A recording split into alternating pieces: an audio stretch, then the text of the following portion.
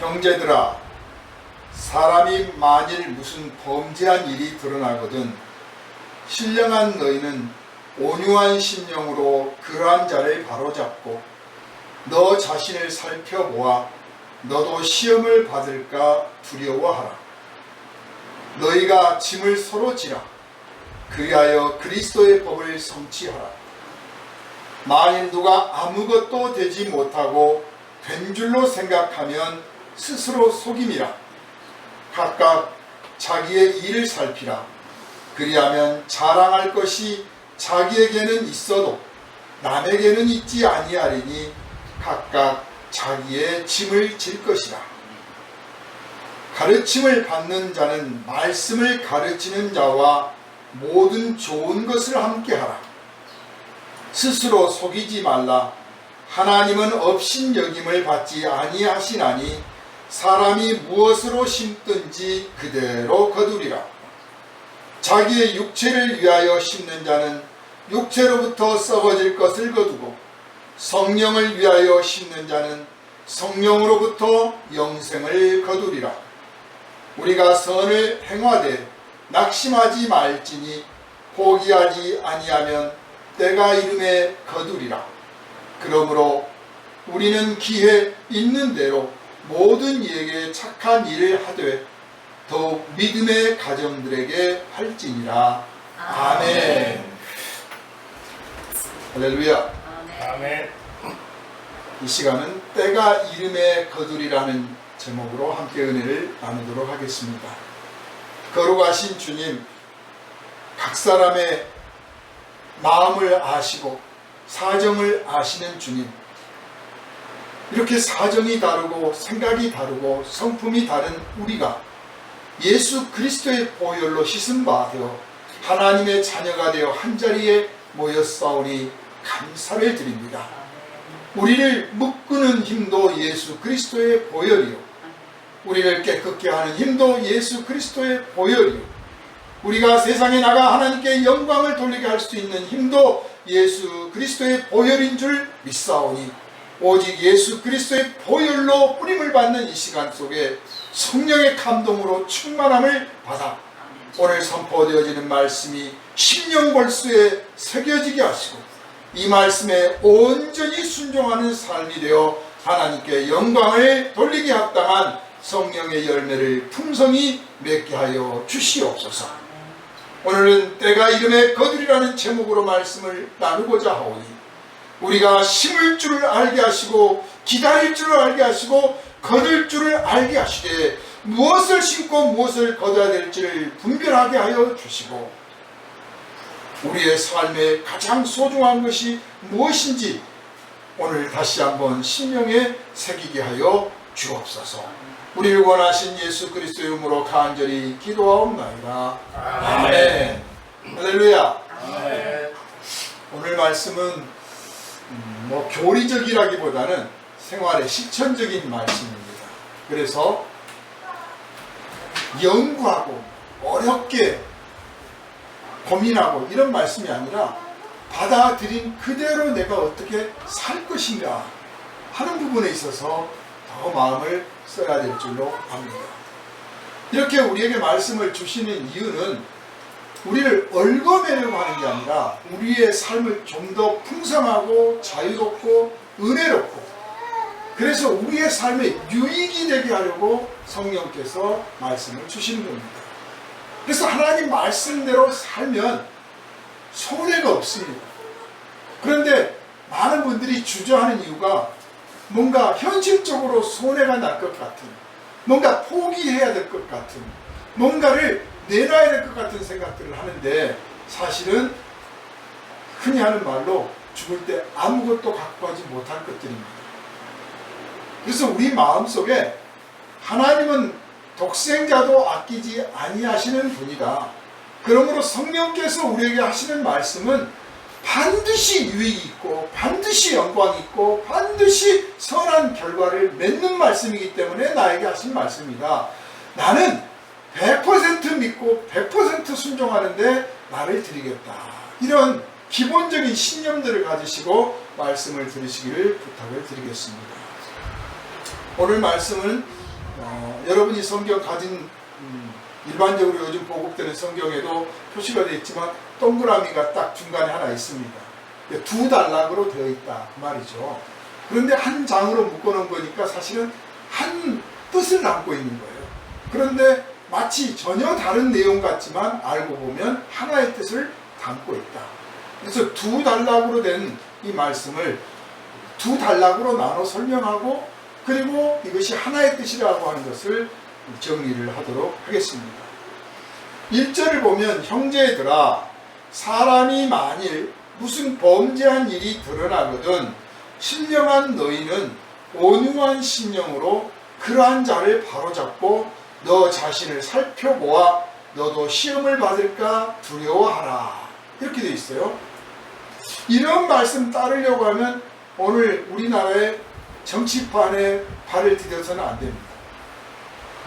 우리나라 정치판은 이런 말씀을 따를 수 없는 구조입니다. 그럼 경제계는 어떨까요? 경제도 좀 이런 말씀 따르기가 어렵지 않을까 싶어요. 그만큼 우리 한국 사회가 하나님의 말씀과 너무 먼 사회입니다. 이 속에서 우리 교회가, 우리 성도들이 해야 될 일은 먼저는 우리가 말씀을 지키고 따르고 그리고 이 말씀을 이웃들에게 전하고 가르쳐줘서 그들도 하나님의 말씀을 따르도록 해야 되는 거예요. 이것이 종교의 문제가 아니라 이 말씀을 따르면 반드시 좋은 결과가 있고 반드시 이익이 있기 때문에 이 말씀을 전하고 따르도록 해야 된다 그 말입니다. 자, 이 말씀을 한번 차분하게 봅시다. 알다시피 이 갈라디아서는 갈라디아 교인들에게 보낸 편지입니다. 갈라디아 교인들에게 보냈기 때문에 갈라디아서 편지라고 쓴 거예요. 그런데 오늘 우리가 이 편지를 읽었습니다. 그러니까 이 편지는 오늘 우리에게 보내신 편지예요. 여러분이 이 편지를 받아보는 수신자가 되었다고 하는 사실을 염두에 두고 이 말씀을 읽어나가시길 바랍니다. 자, 이 말씀의 시작을 6절에서 6장 마지막에 형제들아 이렇게 시작했습니다. 형제들아. 이 말씀을 하시는 분이 사도이고 이 말씀을 하셨던 분이 또 예수님입니다. 예수님은 여러분에게 기꺼이 형제들아 부르시기를 주저하지 않았습니다. 부끄럽게 생각하지 않았습니다. 하나님께서 하나님의 아들께서 우리를 형제들아 하고 부르기를 주저하지 않았어요. 이 점에 대해서 우리가 먼저 자부심을 가져야 됩니다. 예수께서 하나님의 거룩하신 사도께서 우리를 형제들아 하고 불러주셨는데 이만큼 우리는 대단한 사람이다. 네? 세상 사람들이 나를 대접을 않더라도 그거 가지고 화내고 짜증내고 왜 나를 이따위로 대접하느냐 그러지 마십시오. 그냥 하나님의 아들이 나를 형제들아 라고 부르실 만큼 내가 존귀한 사람이다. 자부심을 얼마든지 가져도 좋습니다. 할렐루야. 네. 또한 동시에 우리가 예수 그리스도의 형제가 되고 사도의 형제가 되었다고 하는 이 밑바닥에는 예수 그리스도의 십자가의 보혈이 있었다는 사실을 잊어서는 안 됩니다. 내가 무슨 자격이 있고 공로가 있고 신분이 대단해서 하나님의 아들이 우리를 형제 삼아 주신 게 아니고 당신이 먼저 우리를 위하여 피 흘리시고 우리의 죄를 용서하심으로써 우리가 그분의 형제가 될 수 있었다. 그러므로 우리가 형제들아 이 말씀을 들을 때 우리는 한편 주님의 그 십자가의 보혈을 생각할 때마다 우리가 어떠한 사람인가 생각해서 두렵고 또 겸손한 마음을 갖습니다. 그러니까 자부심과 함께 겸손한 마음이 우리 안에 들어오는 거예요. 형제들아. 사람이 만일 무슨 범죄한 일이 드러나거든. 여기서 사람이 그랬으니까 이 사람은 우리 그리스도인들, 교회 안에 있는 성도들 뿐만 아니라 세상에 있는 모든 어떤 사람들을 말하는 거예요. 그것이 드러났거든. 많이 드러났거든. 이 드러났다는 말은 내가 알게 되었다 그런 뜻이에요. 내가 모르면 죄가 아닌 거예요. 그래서 오죽하면 들킨 것이 죄라고 그러잖아요. 들킨 것이 죄가 아니고 사실 죄죠. 그래서 들킴으로 인해서 드러난 거잖아요. 무슨 죄든지 드러나기 전까지는 괜찮은 것 같아요. 죄 아무리 흉악한 죄도 드러나기 전에는 아무 일 없을 것 같습니다. 그러나 그게 사람한테만 안 드러났을 뿐이지, 속된 말로 하늘이 알고 땅이 알아요. 하나님이 딱 지켜보십니다. 하늘에서 두 눈 부릅뜨고 바라보고 계시는 거예요. 그래서 사람들이 모르니까 나도 괜찮을 것 같다 하는 이 착각에 빠지면 안 된답니다. 자, 그런데 어떤 사람이 죄를 지었다는 사실이 드러났어요. 만일 드러났어요. 드러나거든, 즉 내가 알게 되었거든, 그 사람이 성도이든 성도가 아니든 간에 범죄한 사실을 알게 되었거든. 그러면 어떻게 할 것이냐? 신령한 너희는, 우리가 신령하다는 이 칭찬을, 이 거룩한, 이 복된 말씀을 듣게 된 이유는 먼저 예수 그리스도의 형제가 되었기 때문이에요. 우리가 무슨 기도를 엄청나게 많이 하고 수련을 많이 해서 그래서 내가 신령한 사람이 된 게 아니고, 예수 그리스도를 믿어 예수 그리스도의 그 피뿌림으로 인한 제사함을 받고, 그래서 예수께서 우리를 하나님 앞에서 형제로 삼아 주셨기 때문에, 그래서 우리가 신령한 사람이 된 겁니다. 우리 안에 성령이 계셔. 신령한 사람. 이거 영적 자부심 대단히 중요한 겁니다.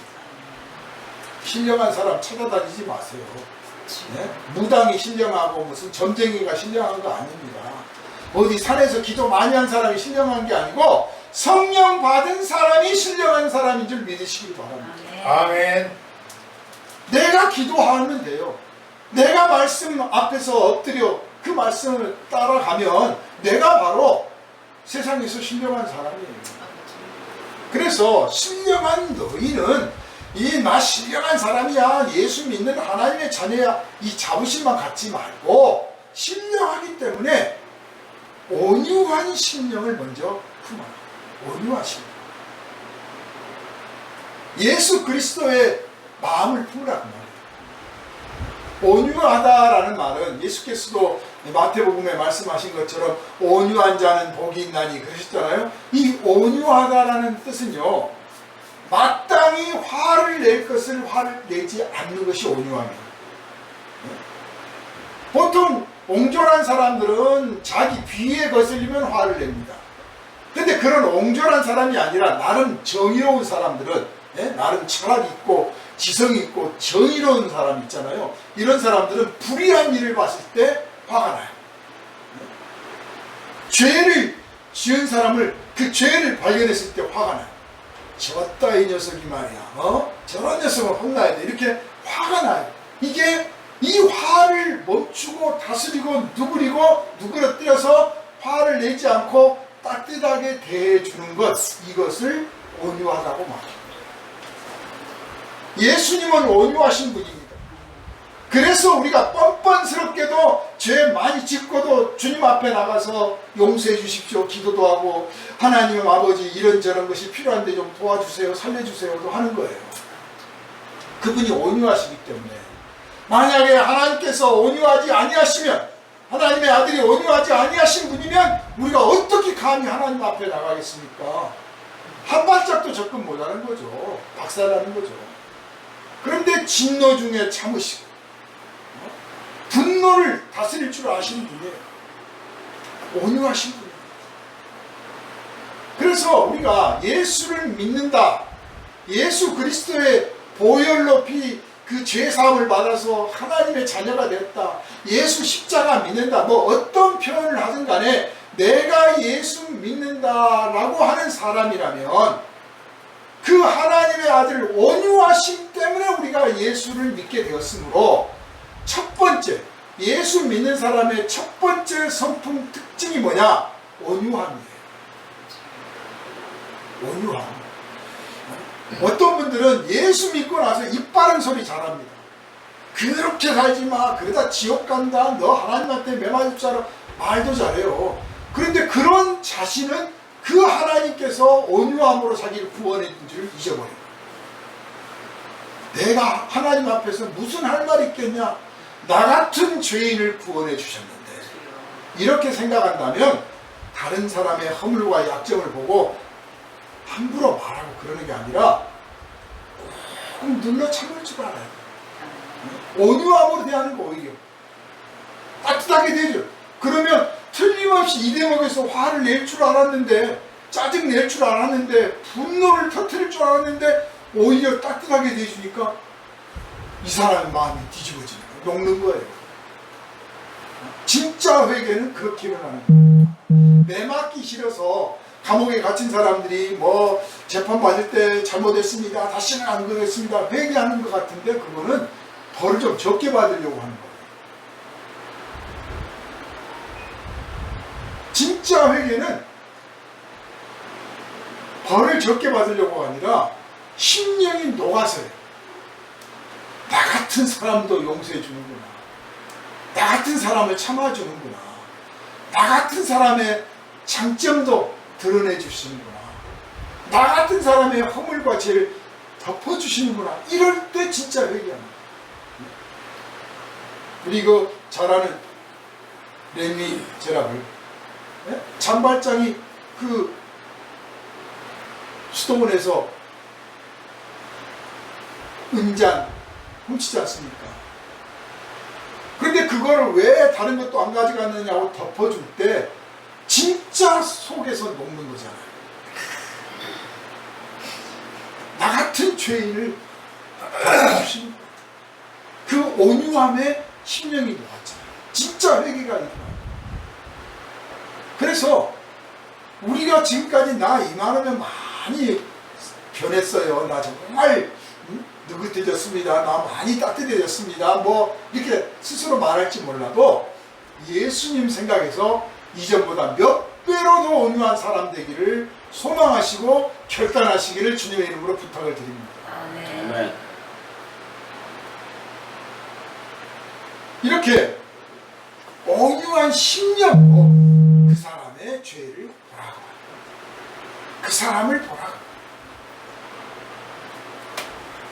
그 온유한 심령이 먼저 들어있지 않으면, 먼저 마음에 분노가 있거나 증오가 있거나 시기가 있거나 이 마음이 강팍해져 있으면 이 사람에게, 이 사람을 바른 길로 인도한다고 하는데 사실은 자기 분노를 표출하는 거예요. 분풀이라고 화를 막 터뜨려. 근데 바로 잡을 수가 없어요. 과잉을 한 거죠.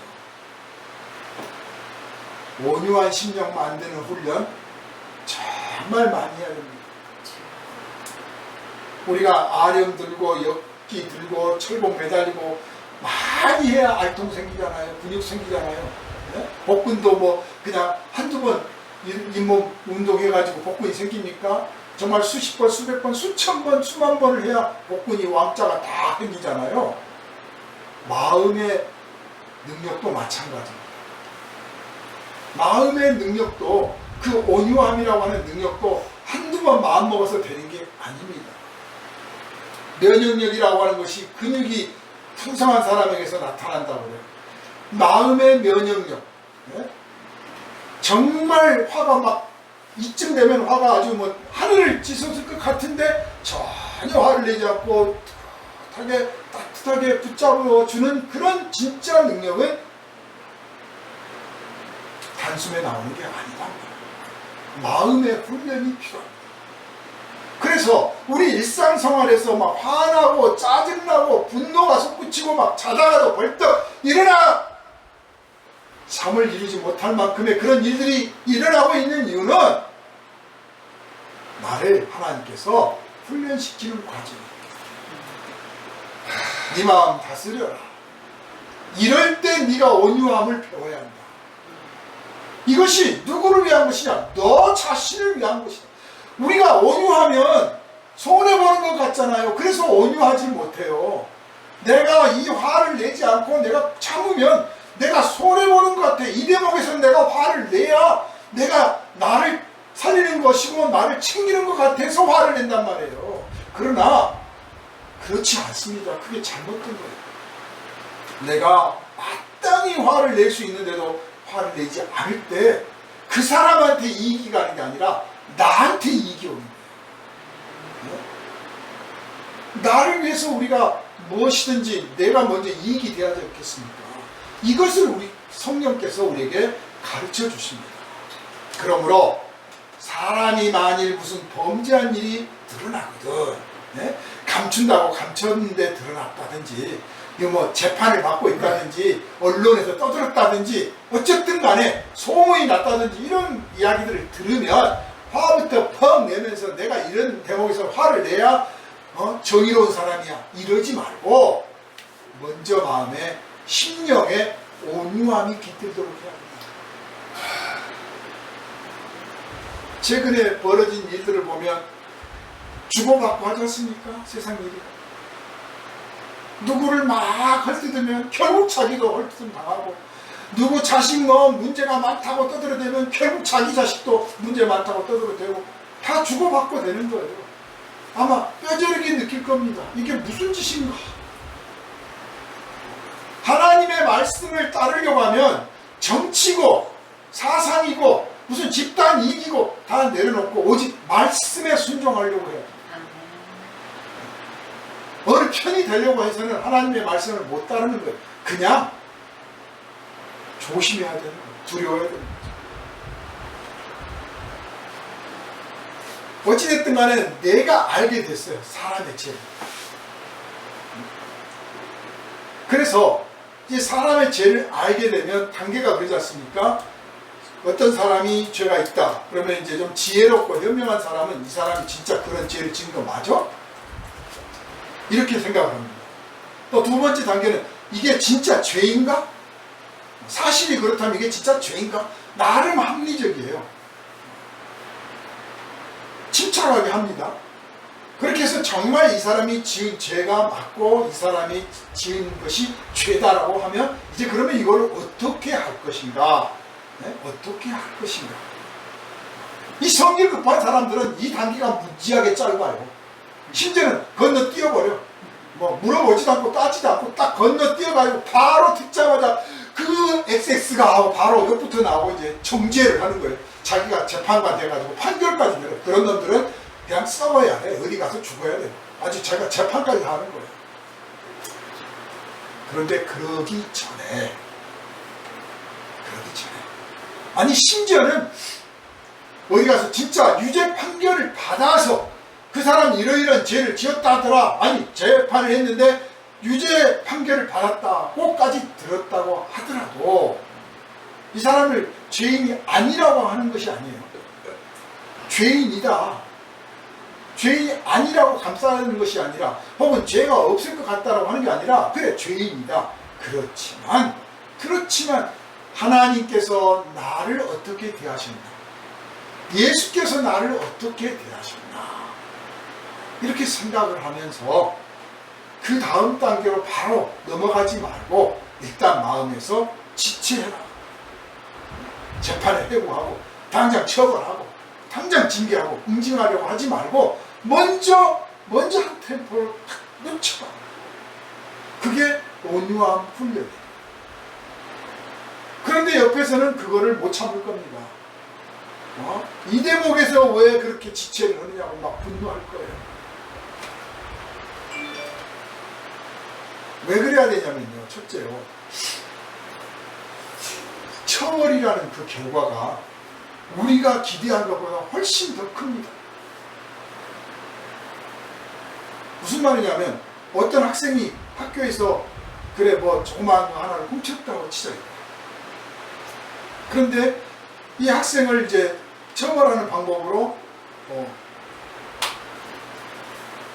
무슨 정학을 내린다든지 뭐를 할 거 아닙니까? 이 학생이 이걸 훔쳤다라고 딱 알리면 그 훔쳐서 정학이라는 벌을 한 3일간 뭐 정학을 했다고 쳐야 3일 동안 학교를 안 나온 것으로 처벌이 끝나는 게 아니에요. 얘는 거의 졸업할 때까지 아니 그 이후에도 걔는 학교에서 훔쳤던 놈이야. 걔는 도둑놈이야. 하고 평생 따라다닐 수도 있어요. 그러니까 벌을 내리는 입장에서 또 이 처벌을 해야 된다고 했던 사람들 입장에서 생각하는 그 처벌이 의외로 크다 그 말이에요. 의외로 커요. 두 번째로 반대 입장이 되면 내가 도둑질을 했는데 내가 들켰어요. 그러면 누구든지 안 들키기 바라고 첫 번째. 두 번째, 들켰어도 좀 처벌을 적게 받기를 원하고 이왕이면 용서해 줬으면 하는 거죠. 그리고 자기한테 기회를 준다면 그걸 자기가 어떻게든지 갚을 거라고 생각을 해요. 누구든지 다 죄인들이 그래요. 모든 사람이 그렇습니다. 그러니까 입장을 바꿔서 생각한다면 내가 만약 저런 입장이라면 나는 어땠을까 생각해 보라는 거예요. 그래서 바로 다음 단계로 넘어가지 말고 재판합시다, 처벌합시다, 응징합시다, 징계합시다, 이런 놈은 혼내줘야 돼 라고 바로 다음으로 하지 말고 먼저 마음을 뚜그려 대. 그리고 어떤 그 나름의 규칙과 그 사회 집단의 법률과 제도가 있어서 그것에 따라서 무슨 처벌을 받거나 뭘 한다고 할지라도 그것은 그냥 그 잘못에 대해서 그냥 벌을 내리는 거잖아요. 그거는 사실은 그걸로 끝나는 거예요. 제일 중요한 것은 그 사람이 다시 그런 죄를 짓지 않도록 만들어줘야 됩니다. 다시 죄를 짓지 않도록 만들어주는 것을 여기서는 바로 잡아라 그랬어요. 바로 잡아라. 바로 잡아줘. 그런데 한 사람이 죄를 지을 때 충동적으로 죄를 짓는 경우도 있지만 또 그렇지 않는 경우도 많잖아요. 그러므로 우리 시력을 교정하는 것과 같다고 생각하시면 돼요. 눈이 하루아침에 나빠지는 경우는 있지만 하루아침에 좋아지는 경우는 없습니다. 이거 다시 교정하려면 시간 오래 걸리는 거예요. 그래서 한 사람을 바로 잡으려면 그냥 무턱대고 너 이제 내가 지금부터 바로 잡아줄 거야 하고 막 삐뚤어대서 잡아주는 게 아니라 정말 기도하면서 어떻게 하면 이 사람을 바로 잡을 수 있을까? 문제점이 뭔가? 환경은 뭔가? 이 사람의 성품이 어떤 것인가? 어떻게 해서 이렇게 이 지경이 되었나? 여러 가지를 살펴가면서 하나님 앞에 기도하고 말씀을 따라가면서 잡아가는 거예요. 오랜 시간이 걸립니다. 그렇게 바로 잡아줄 때까지 기다릴 줄 알아야 되고요. 바로 잡는 게 바로 잡혀지지 않기 때문에 시간을 둬야 되고 그 시간을 기다릴 줄 알아야 되고 참아야 될 줄 알아야 돼요. 견딜 줄 알아요. 그렇게 해서 이 사람을 바로 잡아줘요. 이것이 우리 그리스도의 형제가 된 사람들이 해야 될 마땅한 태도다. 마땅한 태도다. 화내고 분노하고 짜증내고 처벌하려고만 하지 말고 바로 잡아주는 것을 그걸 도와줘. 그 바로 잡아주는 밑바닥에 온유한 신념이 있어야 합니다. 범죄, 지금 재소자를 만나는 것도 쉽지 않을 건데, 네? 그렇죠? 또 이제 교도소 생활 다 마치고 나온 사람들이 있어요.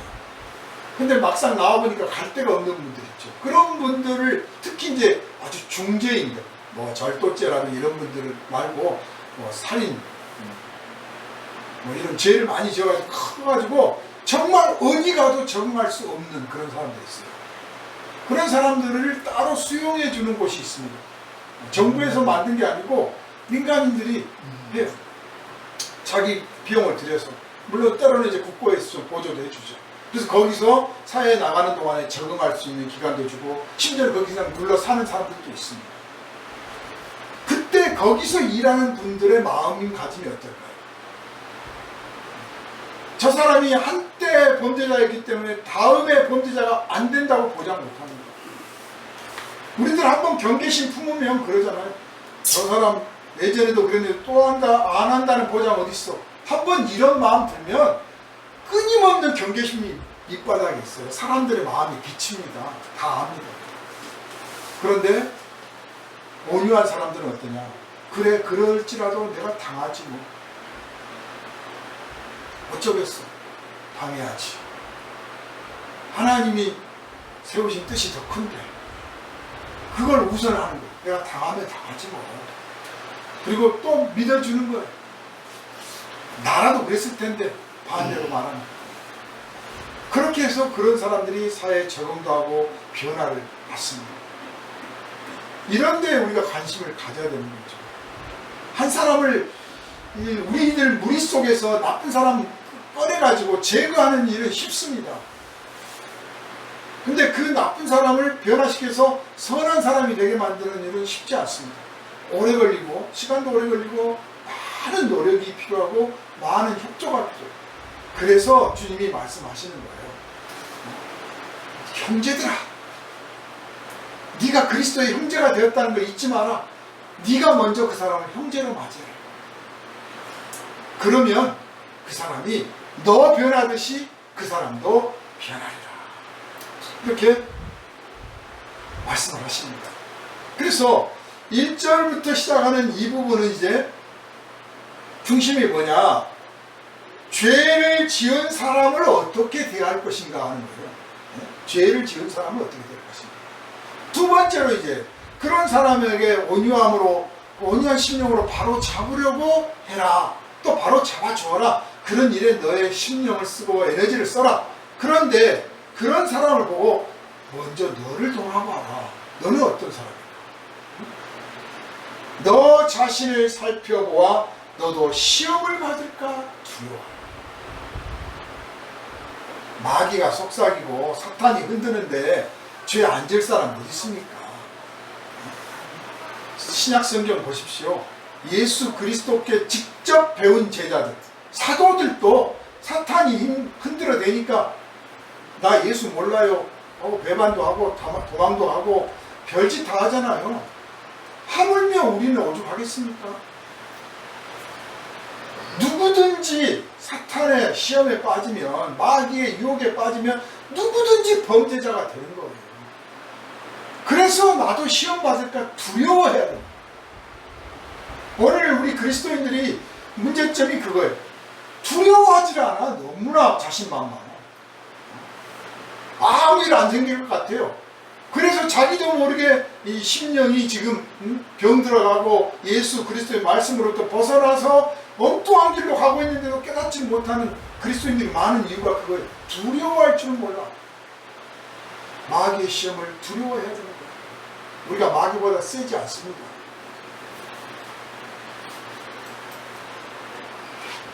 너 자신도 시험을 받지 않을까 두려워해라. 그리고 우리가 어떻게 구원받았습니까? 예수 그리스도의 보혈 때문에 구원받은 거예요. 예수님이 나를 위해서 피 흘려 주셨기 때문에 내가 죄사함을 받은 거예요. 그러므로 이제 그 죄 지은 사람을 보면 내가 그 사람을 위해서 기도할 줄 알아요. 내가 그 사람을 위해서 기도해야 돼요. 뿐만 아니라 형제들아 그랬잖아요. 우리 형제 중에 한 사람이 가난하게 살아. 너는 이놈아 평소에 게으르고 부모님 말씀도 안 듣고 그러더니 가난하게 사는구나. 그래 너는 그렇게 살아라. 이러면 형제가 아닐 거예요. 네가 비록 그랬을지라도 우리가 좀 많이 벌었으니 우리 같이 나눠 쓰자. 그게 형제예요. 놀부, 흥부, 농심 다 그런 이야기를 주제로 하지 않습니까? 형제란 뭐냐? 나눠 쓰는 관계예요. 더불어 사는 관계. 그래서 형제란 뭐냐? 어떤 사람이 죄를 지었다. 그래서 그것이 드러났다. 그래서 사람들한테 비난을 받고 욕을 먹는다. 그러면 형제라고 생각하는 나도 그 비난을 같이 받고 같이 욕을 먹고 심지어는 그 죄 때문에 벌을 받게 됐다. 그러면 그 벌도 같이 받아라. 그 말이에요.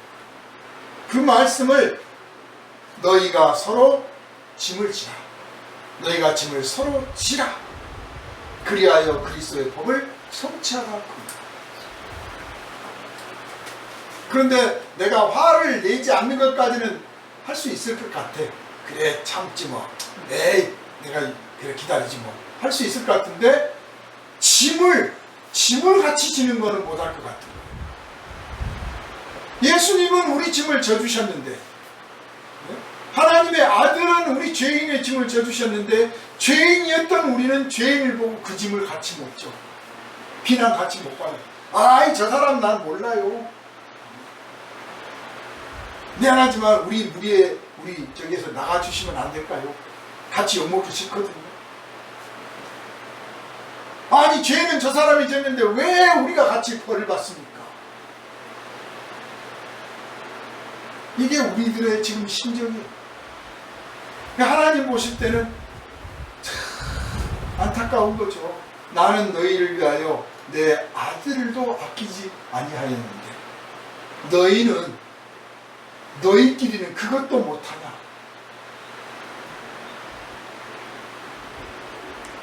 그래서 주여 이사야 말씀처럼 그가 죄인을 위하여 기도하였느니라 한 것처럼 우리가 그 죄인을 위하여 기도하고 그래 저도 같이 짐을 지겠습니다 하면 정말 하나님께서 짐을 지게 하시겠죠.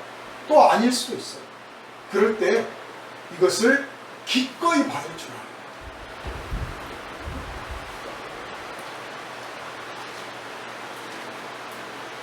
나라가 경제가 어려워졌다. 다 어려운데 나만 안 어려워지길 바라는 것 잘못된 거예요. 나도 같이 어려워져야 되는 거예요. 아니 어려워져 있음을 당연하게 여겨야 되는 거예요. 왜 그렇게 하시느냐? 아 내가 저 사람들의 형제구나. 그걸 깨닫게 하시는 거예요. 진정한 의미로서 예수께서 십자가에서 흘리신 보혈을 의지하고 그 보혈을 믿고 그 보혈의 능력으로 형제가 된 우리들이 세상의 죄인들을 향하여 그들의 짐을 같이 져주는 진정한 형제가 되시기를 주님의 이름으로 축원합니다. 아멘. 남의 죄는 근데 그렇게 해주지만 자기 죄는 그러면 안 돼요. 예수께서 십자가가 무겁다고 야 같이 지자 안 그러셨잖아. 예수께서 누구든지 나를 따르려거든 자기 십자가를 지고 따르라고 했어요. 그 말씀 뜻이 그거예요. 남에게는 맡기지 마라. 남의 십자가는 같이 져주지만 네 십자가는 남에게 맡기지 마. 내가 질 짐은 내가 지고 가. 가다가 쓰러지고 가다가 넘어지고 가다가 못 가서 엎어지면 하나님께서 일으켜 주실 거예요. 그래서 내 짐은 내가 지고 내 형제들의 짐은 내가 대신 져주고 이것이 십자가의 보혈을 믿는 사람들의 뜻이다 하는 것입니다. 두 번째 단락을 보면 가르침을 받는 자와는 말씀을 가르치는 자와 모든 좋은 것을 함께하라 라고 먼저 시작을 했어요. 뭐 문제가 생기면 어려움이 생기면 뭐 기도해 좀 해주세요 도와주세요 뭐 하면서 정작 좋은 일이 생기면 입 딱 닦는 사람들이 있어요. 여기서 모든 좋은 것을 함께하라 그 말은 뭐 갖다 바쳐라 그런 뜻이 아니고 인생에 있어서 즐거운 일 좋은 일이 있으면 같이 나누라 알려주라 기별해라. 목사님 제가 이번에 뭐 합격했어요.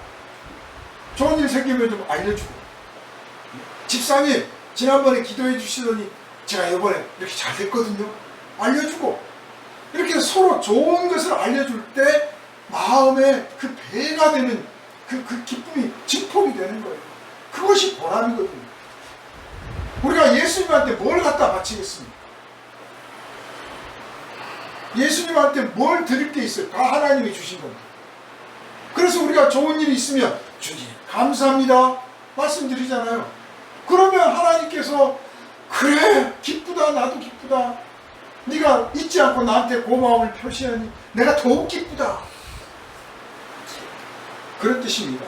말씀을 전하는 자와 모든 좋은 것을 함께하라.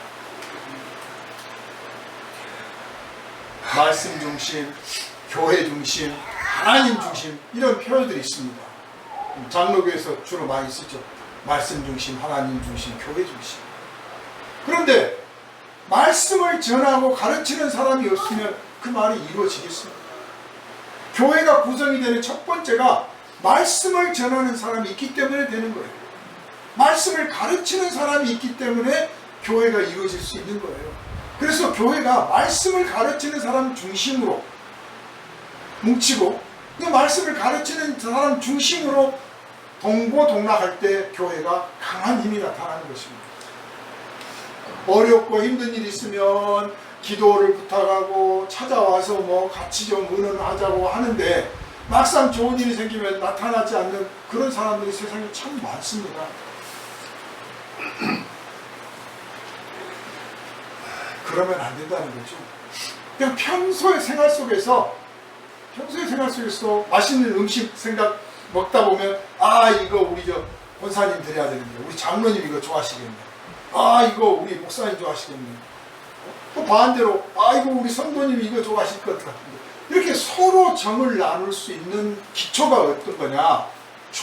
모든 좋은 것을 말씀을 가르치는 자와 같이 하려고 하는 그 마음, 그것으로부터 시작되는 겁니다. 이것이 먼저 훈련이 된 사람, 마음에 다져진 사람은요, 이제 선을 심으면 선이 오고 악을 심으면 악이 온다는 것을 실천합니다. 세상에는 반드시 콩 심으면 콩 나고 팥 심으면 팥 납니다. 많이 심으면 많이 거두고 적게 심으면 적게 거둡니다. 두말할 거 없습니다. 그래서 우리가 선한 열매, 선한 것을 심으려고 해야 돼. 좋은 말을, 축복의 말을 할 줄 알아야 돼. 선행을 해야 돼. 근데 이걸 억지로 어디서 배워서 하는 게 아니고, 알다시피 형제들아 그랬잖아요, 우리한테. 우리가 예수 그리스도의 형제라니까요. 예수님은 하나님의 아들, 그 거룩하시고 착하신 분의 형제예요. 그 말은, 이 말씀을 하신 이유는 너희는 정말 착한 사람들이야 하고 먼저 하나님께서 우리를 인정하시는 거예요. 사랑하는 여러분, 성도는 착한 사람들입니다. 이걸 믿으시기 바랍니다. 나는 착한 사람이다. 예전에는 착하지 않았으나 예수 믿은 뒤로 나는 착한 사람 되었다. 그러므로 착한 사람은 착한 사람답게 살아야 됩니다. 착한 사람은 착한 사람답게 살고 착한 말을 하고 착한 행실을 하는 거예요. 이 착한 사람이 심는 것은 착한 것만 심는 거예요. 마음에 모진 생각, 모진 느낌들, 모진 행동들이 떠오르다가도 나는 착한 사람이야, 이런 거 심으면 안 돼, 이런 말 하면 안 돼, 이런 행동하면 안 돼 하고 다스리고 오히려 착한 것을 심을 줄 알아요. 그러면 반드시 그것을 거두게 되는데, 황무지에다 씨를 뿌리는 거하고요, 옥토에다 씨를 뿌리는 거하고 기대가 어떤 게 더 크겠습니까? 황무지에다 뿌린 그 기대가 훨씬 큽니다. 기대가. 이 거친 땅에다 심었으니 여기서 내가 뭘 얻어내면 진짜 이건 보람있다 라고 생각을 하는 거예요. 보람이 훨씬 더 보람되죠. 그런데 문제는 황무지에다 심었으니 이게 잘 안 되는 거예요.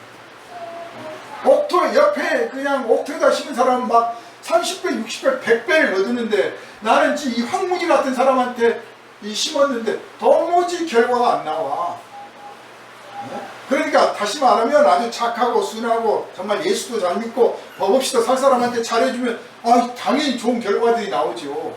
근데 반대로 아주 모질고 입도 거칠고 싸가지도 없고 예수 저기 하루가 땅끝까지 이렇게 차이가 나는 그런 사람들이 있어요. 죄가 많은 아주 흉악범도 있을 수 있어요. 그런 사람한테 뭐 격려를 해주고 위로를 해주고 바른 말도 해주고 기도도 해주고 뭐 좋은 것도 갖다 주고 막 이러는데 도무지 결과가 안 나와. 그러다 보면 우리가 내가 내일까지만 하고 모레부터는 안 한다 라든지, 내가 오늘까지만 하고 내일부터는 안 한다든지 이렇게 낙심할 때가 있다. 그러나 낙심하지 말지니 때가 이르면 어디 안 가요. 그냥 다 허투루 간 것 같고요.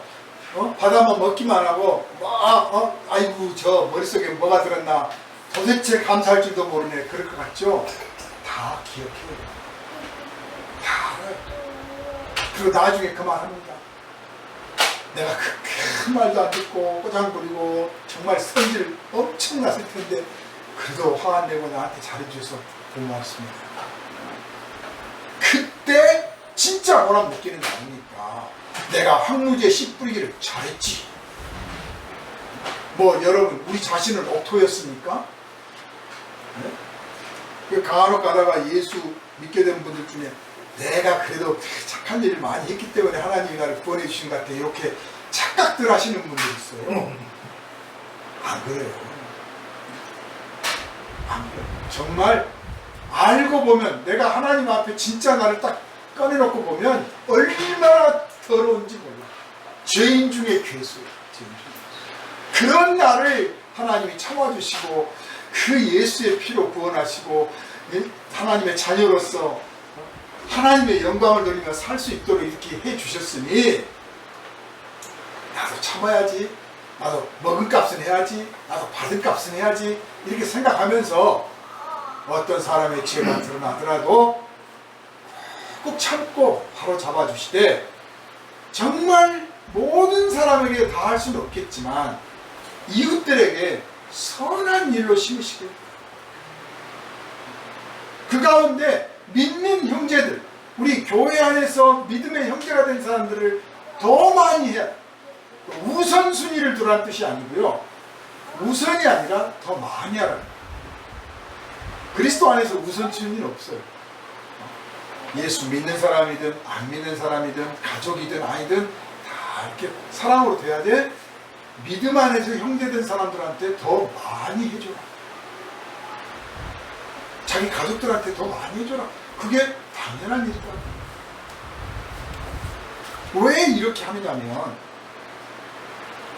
우리가 하나님이 행하시는 선을 이루시는 도구가 되었기 때문에 꼭두각시가 아니고 내가 예수 믿기 전에는 내 멋대로 살았던 인생인데 예수 안에서 하나님의 자녀가 된 뒤로부터는 예수의 뜻을 이루어드리는 사람으로 살게 된 거예요. 그래서 내가 기꺼이 내 자신을 하나님이여 거룩하신 당신의 선을 이루시는 도구로 나를 써주시기를 원합니다. 내가 나를 주님께 바칩니다. 그래서 우리가 하나님의 선을 이루는 도구가 되었다. 모든 선을 이루시는 하나님의 도구가 된 거예요. 이 일에 쓰임받았음을 감사하고 이 일에 쓰임받았음을 기뻐하고 이 일에 쓰임받았음을 영광스럽게 생각하면 우리의 삶은 풍성합니다. 그런데 왜 나한테는 자꾸 이런 놈들만 만나게 하고 이런 일만 생기고 이런 어려운 뒤치다거리만 내가 해야 되나 하고 불평하기 시작하면 그 인생 불행해져. 형제들아, 이 말씀은 너희가 예수 그리스도의 피 안에 있지 않느냐. 이것으로 사람들을 대하라. 우리가 핏부림을 받았으니 우리가 이웃들에게 주는 것도 예수 그리스도의 피 겁니다. 예수께서 피를 나누셨다면 우리도 피를 나누는 심정으로 이웃들을 대하고 선을 베풀면 반드시 열매를 거두게 될 거고 이것은 하나님께서 기뻐하실 뿐만 아니라 우리 인생의 영광이요 자랑이요 영원한 유익이 될 줄로 믿습니다.